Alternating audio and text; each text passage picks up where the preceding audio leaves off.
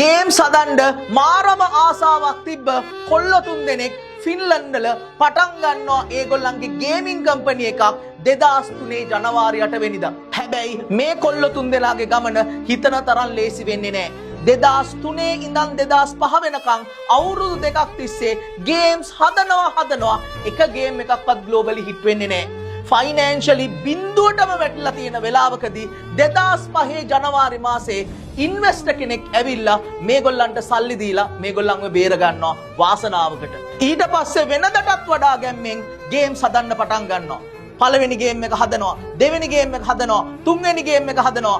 මේ විදිහට ගේම්ස් 51ක් හදනවා 2005 ඉඳන් 2009 වෙනකන්. එකක්වත් හිට් වෙන්නේ නැහැ.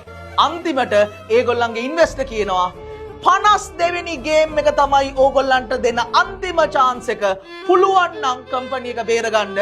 එහෙම නැත්නම් අපි කම්පැනි එක වහලා දානවා කියලා. 51 වතාවක් පෙරදිලා කම්පැනි එක වැහෙනවා පෙනිපෙනි. මාර්තු මාසේ 2009 මේ කොල්ල තුන් දෙනා පුංචි ටීම් එකක් එක්ක පටන් ගන්නවා ඒගොල්ලන්ගේ අන්තිම ගේම් එක හදන්න. මාස 8ක් තිස්සේ මහන්සි වෙලා මේ ගේම් එක එළියට දානවා 2009 දෙසැම්බර් මාසේ.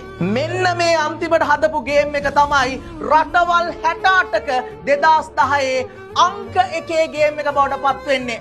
අවුරුදු දෙකක් ඇතුළත මේ ගේම් එකේ ඩවුන්ලෝඩ්ස් 1 බිලියන් පයින්නවා 2012 මේ වෙද්දි. මේ ගේම් එකේ නම Angry Birds. පුතා ජීවිතේ හැමදාම දිනලා තියෙන්නේ කොච්චර පෙරදිලා රතු වෙනකන් අඬපු ඇස් තිබ්බත් කොච්චර වැඩ කරලා කළු වෙච්ච අත් තිබ්බත් අන්තිම තප්පරේ වෙනකන් ගේම අතෑරපු නැති මිනිස්සු.